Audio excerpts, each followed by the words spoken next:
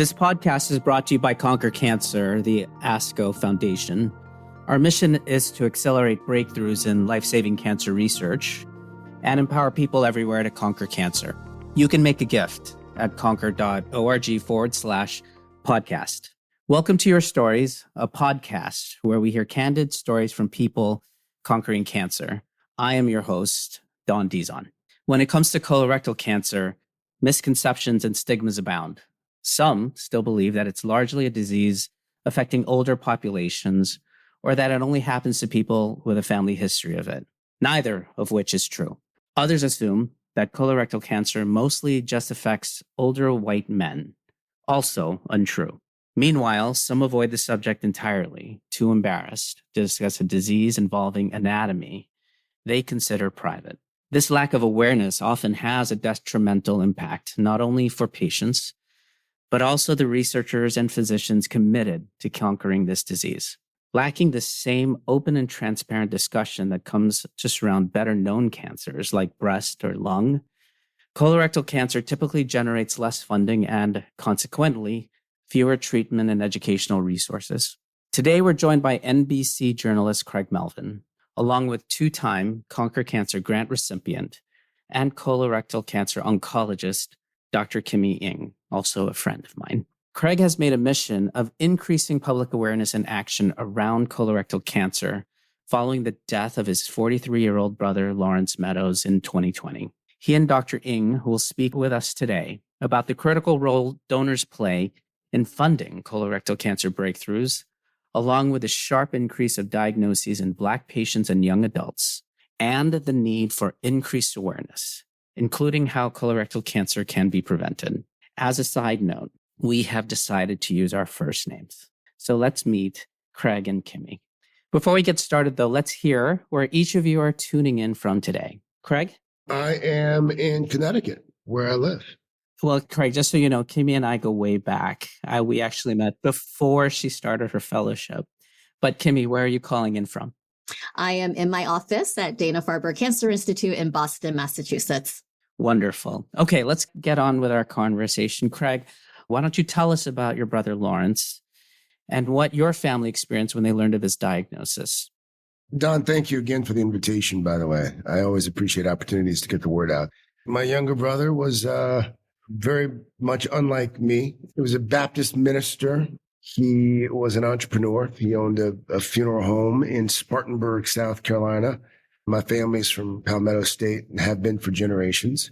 And we went to the same college. Went to Wofford College, which is a small liberal arts college there in Spartanburg. And he had been experiencing some stomach pains for, it's funny now. I just saw my sister-in-law, his widow, 2 days ago, and we were just talking about it. I thought it had been for just a few months. Apparently, he had been experiencing stomach pains for probably more than a year and sort of dismissed it as a number of different things. And then when he finally did go to the doctor, the first time he went, the doctor told him because of his age, it was probably just dietary and maybe just add some more fiber. And then when that didn't seem to help, he went back to the same doctor. The doctor said, well, you've got young children, a high stress job. If you're not in church, then you're dealing with people who are grieving or experiencing loss that weighs on you. So maybe it's a stomach ulcer. Let's treat it as such. Finally, after he started to lose weight, he went back and the doctor decided, just to rule out anything terrible, let's just do a CT scan to see what we see. And that was when it was revealed he'd had a tumor roughly the size of a small tangerine there in his abdomen. By the time he was diagnosed, it had already metastasized a bit and stage 4. And, we got a second opinion, we got a third opinion, and it was inoperable. They treated it aggressively, and he also participated in some trials, but ultimately he ended up succumbing to the disease at the age of 43. At the time, we did not know, we'd had a family history of colorectal cancer. Only after he was diagnosed and his doctor asked him to ask family members about history in the family, only then did we learn, as my dad said to him, I think your grandma I think she may have had colon cancer at some point, but she didn't die from it. She just had it. And then it was, I think your aunt, blah, blah, blah. If I remember back in the 80s. So we discovered we had a family history after his diagnosis. Can I just ask, because he was so young, I can only imagine how shocking it is just to hear that someone you love so much is cancer. But what was that experience like for your family and for him to hear that at a comparatively young age, that a Black healthy man has colon cancer? Not just healthy. I mean, he played college football, but he didn't drink. He didn't smoke. We were pretty gobsmacked. We thought initially there was a misdiagnosis. Maybe it wasn't that. Maybe it just presented. So we were in denial for a few weeks, if not a couple months. And so was he. So was his wife. It was very hard. It's because I just saw his two kids over the weekend. I have a 9 and a 6-year-old, and both of his kids are 2 years older than my kids. It's hard. To your earlier point, I mean, for a long time, even when I was growing up, colon cancer was one of those diseases that you associated most often with elderly people. You don't think of somebody in their late 30s being diagnosed with colorectal cancer, much less late stage colorectal cancer. It was hard. I will say that my late brother's profession, I think, probably helped. He'd made peace with all of it long before we did. And even when it became obvious that he was not going to be able to beat this thing, and we would go and visit him, and he was homebound, and he would get out of the bed sometimes just to use the bathroom or maybe go sit on the porch. He would comfort us and try to make sure that we knew that he was okay with it.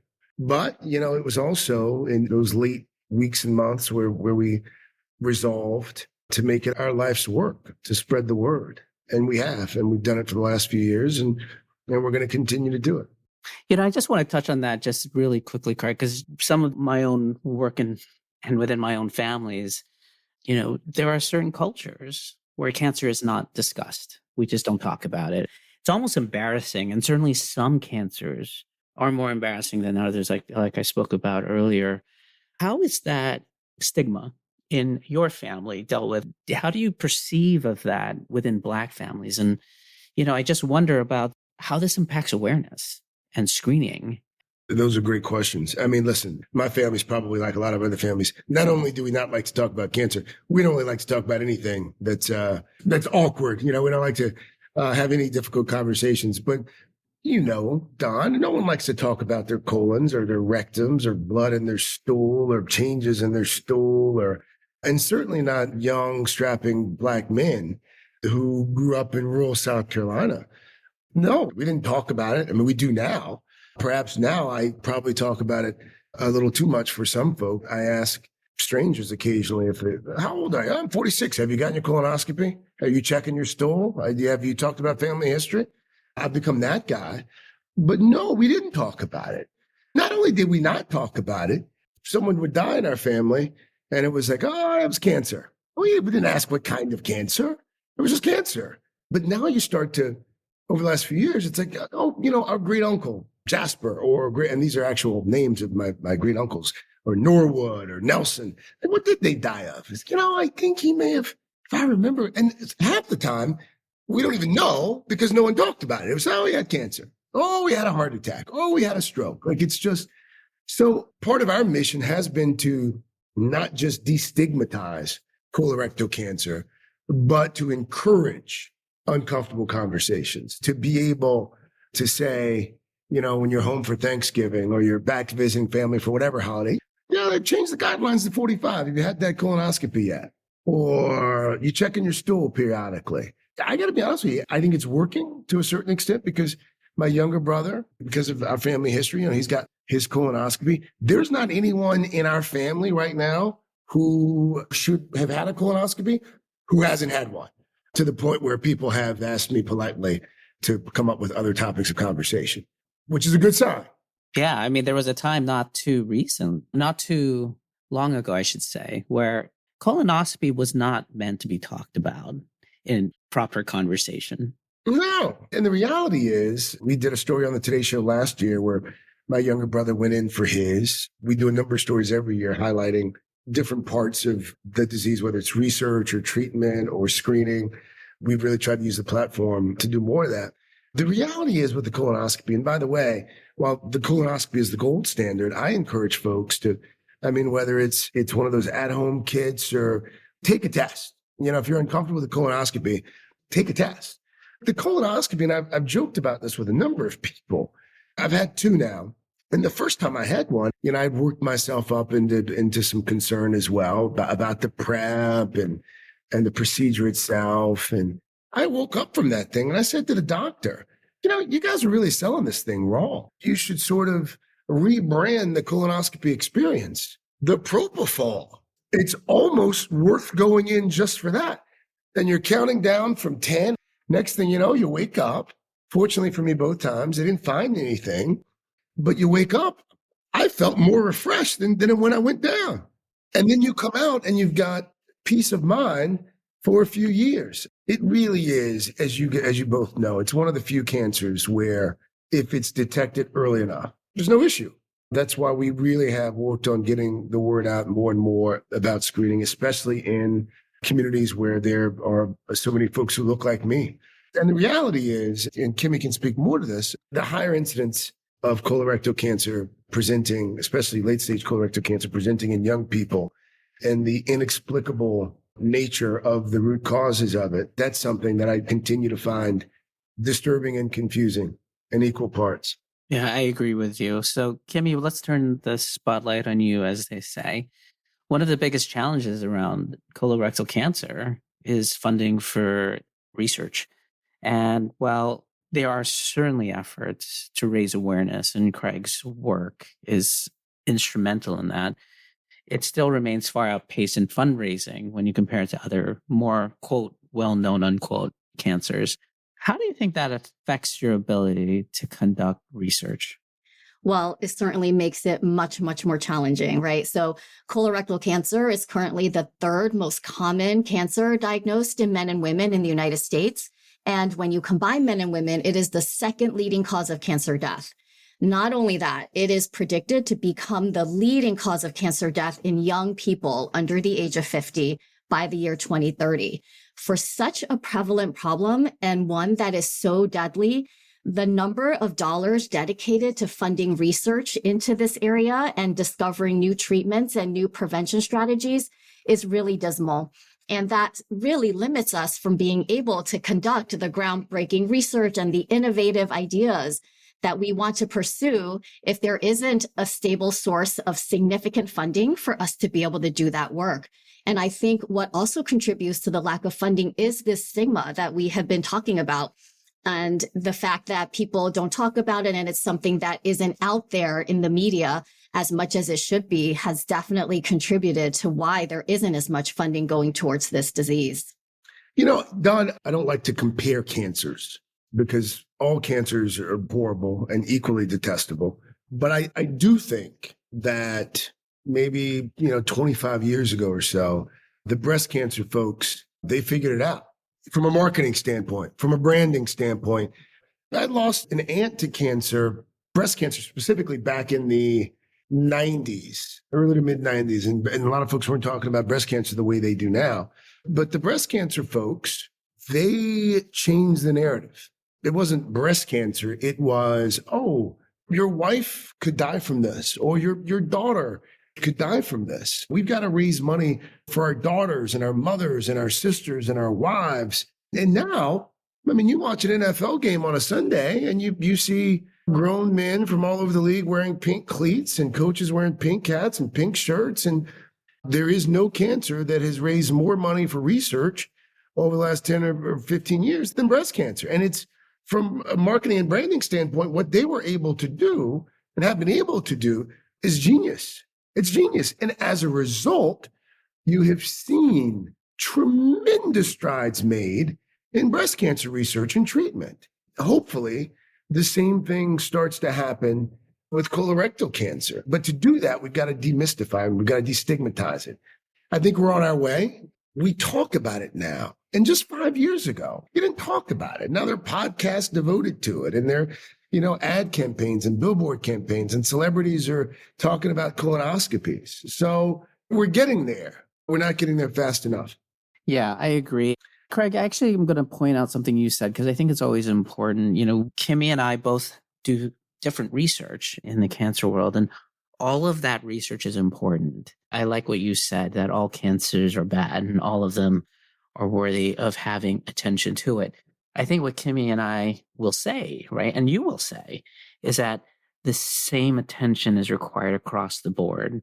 It cannot be imbalanced. And I think if there's anything, Kimmie, your research in particular with colorectal cancer, you have shown what's possible when you're able to fund the innovations that you discussed. And I'm just going to point this back towards you, Kimmie, in terms of, when we think about how the public may have thought about colorectal cancer as a cancer of the older generation, as a cancer of a white generation, maybe even as a cancer of men. We are not seeing that today. And there certainly has been high profile, unfortunate death related to cancer in people in the public eye.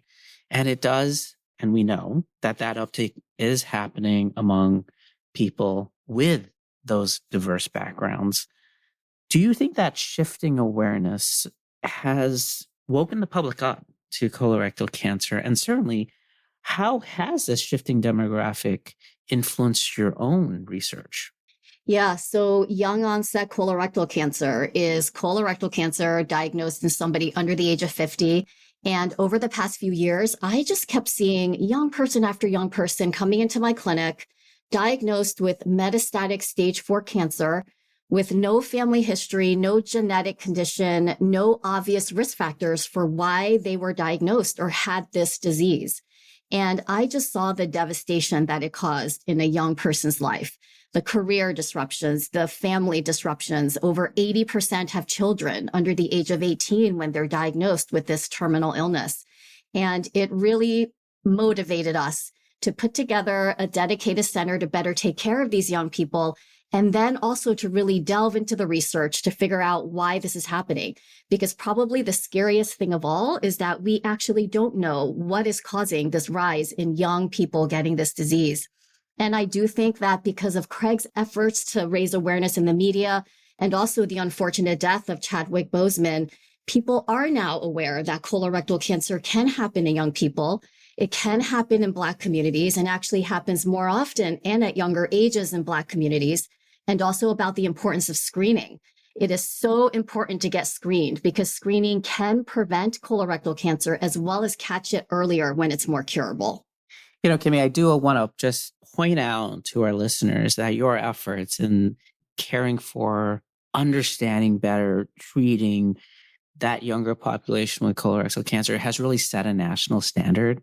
And congratulations for really highlighting that issue and bringing a focus to it. I think it's so important to know that while it's difficult to be diagnosed with cancer, no matter what age you are, a young person faces very, very unique challenges. There are fertility concerns, there are sexual health concerns, relationship concerns, and a lot of that wasn't being routinely addressed or taken care of when a young person came in for their care. And so I really do hope that more dedicated centers and more attention to this starts to percolate around the world, actually, so that these young people can get better comprehensive care. I think that's wonderful. This question is to you both. There's probably a very large and very diverse audience listening to this podcast, and it's an opportunity for you both to answer, what is something you wish more people knew about colorectal cancer research? Let's start with Craig. I would go back to my earlier point in terms of what I wish more people knew about colorectal cancer research. I wish people knew how underfunded it is, especially when you compare it to other cancers and research dollars that are made available for other kinds of cancer. I wish more people knew about the strides that have been made, that are being made every day in labs at Dana-Farber, at MD Anderson, at MSK. I mean, we're making progress. But the reality is, and this is a separate podcast, but the reality is the federal government is not going to ever allocate the public dollars that would be required to really make some headway in this space. So consequently, It's left to private individuals. There are doctors who are really making great strides. I would encourage folks, if they're so inclined, to Google a story that we did on the Today Show, I think 2 weeks ago, with Dr. Kopetz out of MD Anderson about this blood test that's marketed and manufactured by Natera. That really, and Kimmie's, I'm sure, certainly aware of the blood test, that, folks who have been given a clean bill of health, reducing the recurrence after that diagnosis and treatment. There's progress being made. And even in the testing space, there are some who have suggested that there may be a pretty doggone reliable blood test available here in the not so distant future. Unfortunately, money moves the needle, as is the case with everything. Money moves the needle. And there is a tremendous need in this particular space for research dollars. Kimmie, what do you think people should know about colorectal cancer research? So I agree with everything that Craig said. For example, the center we were able to start at Dana-Farber and all of the research that we have been able to started with philanthropy. I mean, we were not able to get that support any other way. And so philanthropy and donations and funding from the private sector are so important here in moving this cancer forward and driving advances. I want people to know that, yes, there have been incredible advances over the past decade over which I've been practicing and caring for patients with this disease. But there is still so much more we have to do. Colorectal cancer is one of the cancers that doesn't respond to immunotherapy. These blockbuster drugs for other cancers do not work in this disease. And that is a huge problem that we are trying to overcome. And then finally, this increase in young people getting this disease, much more funding and research needs to go towards understanding why. Because even though the screening age was lower to age 45, that wouldn't have helped Craig's brother, and it wouldn't have helped Chadwick Boseman. So we really need to better understand the causes of this rise so that we know who is at high risk and can target them for earlier screening. Kimmie, I know there's been some preliminary research looking at the root causes as they relate to the rise in early onset. How close do you think we are to figuring out what may be behind that? Well, I do think we're getting closer every day, but it still is a very, very challenging question to answer. There have been research into lifestyle factors and things like obesity and, sedentary behavior and sugar-sweetened beverages have been pointed out as culprits and risk factors. But we all know that the majority of our patients do not have any of those risk factors. And so we are trying to do research into the microbiome because all of those diet and lifestyle things probably shape our microbiome. And that might be contributing to why this is happening at younger and younger ages. And they also all shape our immune systems, which also play a huge role in preventing cancer. But these questions are hard to study. It's hard to get people to contribute stool samples for us to look at the microbiome. And so we're slowly getting together with other scientists, other groups. It really does take a team and a village to try to get patients to partner with us to do this research. Craig, I will say this on this podcast about colorectal cancer. I actually lost my cousin to the disease who presented very, very similarly to your brother. So it is something that I certainly have been impacted, and I am certain I'm not alone in having an experience of someone dying of this disease at far younger than they should have. I certainly became more aware of Kimmie's research, even though we're friends. I became more aware of Kimmie's research after my cousin Joe was diagnosed. Craig, when you look back, how aware were you of not only colorectal cancer research, but how important and how almost, I'll use the term alarming, the funding was going towards colorectal cancer research? And how has it changed now that you've experienced what you have? To say I was completely unaware would probably be an understatement. We didn't know that we had a family history of it, so we didn't talk about it. We would occasionally talk about breast cancer because of my aunt, and diabetes, especially because of my grandmother who died from that and was a double amputee. So we talked about those diseases, but we just didn't talk about colorectal cancer. I was completely unaware of the research space, the funding. I didn't know anything about it. I've been involved in various charities as a result of the work that I do.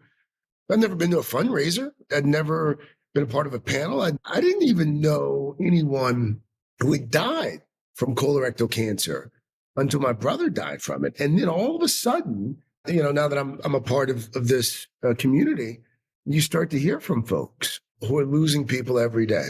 Or, I've done so many stories now over the years. There's a young lady down in DC. She lived in the Adams Morgan area.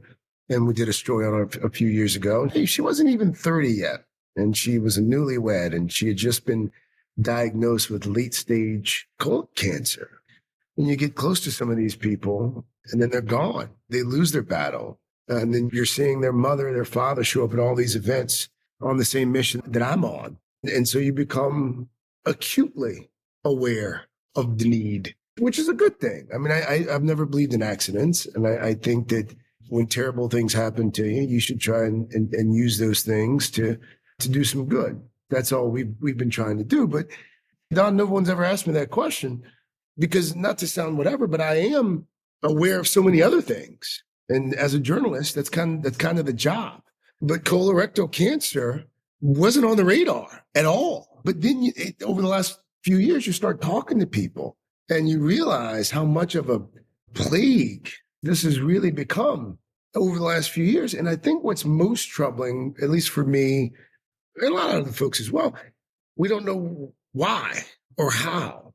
I mean, we know with other cancers that, it's hereditary, which there's genetic, there's all this other stuff. But with this one, it's just diet, maybe it's exercise, maybe it's environment, maybe it's your gut, as Kimmie just alluded to, but we don't have the hard research just yet. And I think that's why the conversation about screening is just so paramount. Just getting people, not just to get screened, but to listen to their bodies. My younger brother, he and I joke now that we've become not hypochondriacs, but I get my money's worth out of my insurance. If I ever cough that lasts a couple of days, I'm right there. I'm at the doctor. It's funny, I went in last week, completely unrelated to this. I was in for my annual checkup, and my doctor in New York, he was talking about these scans now, these CT scans that you do above the waist, this calcium scoring. I don't have a history of heart issues, but I was like, you know what? Sign me up. He's like, insurance doesn't cover it. I don't care. I want the scan. Give me the scan. And so that's been the one plus, that I do listen to my body probably a bit more than most. I hope that's what a lot of folks take from this conversation as well. Like, if something seems off, you should talk to your doctor. Well, I always say that everyone in our communities who have experienced cancer, each of them have an important story to tell. So, Craig, thank you so much for telling some of those stories. I believe you shouldn't have to care about cancer only when someone you love or you are diagnosed with it. So thank you for your efforts. I think that's important. And speaking of the importance of research and funding, Kimmie is the recipient of Conquer Cancer Foundation funds for her own research. And Kimmie, maybe you can take a moment to tell us about that research that was funded by Conquer Cancer and how it's informed your work and your practice. Yes, I was lucky enough to receive both a Young Investigator Award back in the day and a Career Development Award. And a lot of that was about understanding the biological mechanisms of diet and lifestyle factors in colorectal cancer, with a main focus on vitamin D, actually, which is inexpensive, easily accessible, and may have anti-cancer properties, but was not something that I was easily able to get funding for initially. And that's where Conquer Cancer Foundation was so important in being able to start me off on that line of research that is now so relevant to this young onset colorectal cancer epidemic and colorectal cancer overall, to understand how do diet and lifestyle play in this, and can patients take on some of these dietary and lifestyle behaviors and help to improve their outcome. So I am grateful for getting my start with Conquer Cancer Foundation. I mean, it's those innovative questions that even they start with something so inexpensive that can make such a difference. And again, hindsight being 2020, I'm sure our bigger funders would have jumped on that bandwagon, but so many good ideas are not pursued for the lack of funding. All right, so we're almost done. Craig, Kimmie, ask you the same question. What does cancer research save lives? What does that mean to you, Craig? Oh, gosh. I think when we talk about research, cancer research, sometimes we talk about it in the abstract. And the reality is it's not abstract. I mean, we're talking about young mothers, young fathers, husbands and wives, and lives forever altered because they're stricken with this dreadful disease.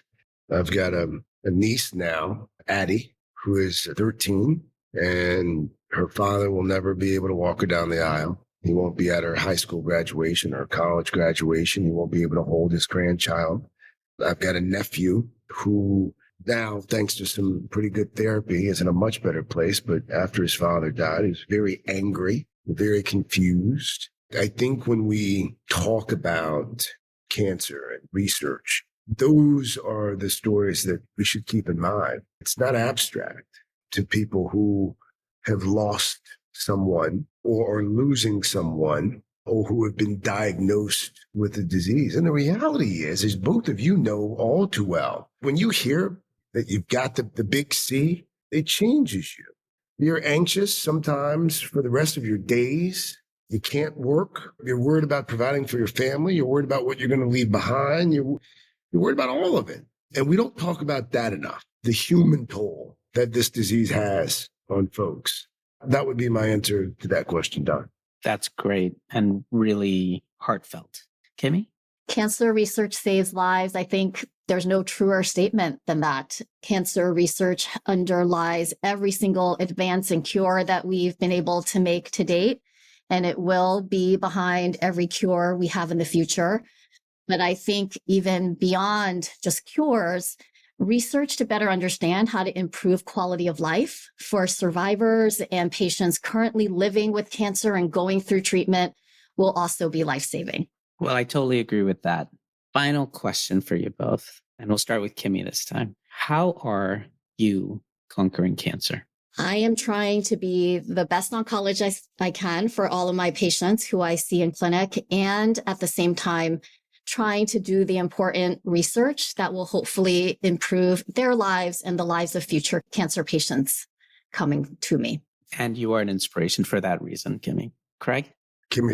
She's conquering cancer on the front lines every day. I am simply trying to use my platform and my megaphone to raise awareness and to raise money and to increase the number of people getting screened. So I guess we're conquering cancer in different ways, but we're all on the same team. And so are you with this podcast. We just need to recruit a few more allies. Well, I don't think I could have ended a podcast in a better way. Thank you very much for listening to this podcast brought to you by Conquer Cancer, the ASCO Foundation. For doctor-approved patient information, please visit cancer.net, which is supported in part by Conquer Cancer donors. Conquer Cancer is creating a world where cancer is prevented or cured, and every survivor is healthy. You can make a gift at conquer.org/podcast. The participants of this podcast report no conflicts of interest relevant to this podcast. Full disclosure can be found on the episode page on conquer.org. The purpose of this podcast is to educate and to inform. This is not a substitute for professional medical care and is not intended for use in the diagnosis or treatment of individual conditions. Guests on this podcast express their own opinions, experience, and conclusions. Guest statements on the podcast do not express the opinions of ASCO. The mention of any product, service, organization, activity, or therapy should not be construed as an ASCO endorsement.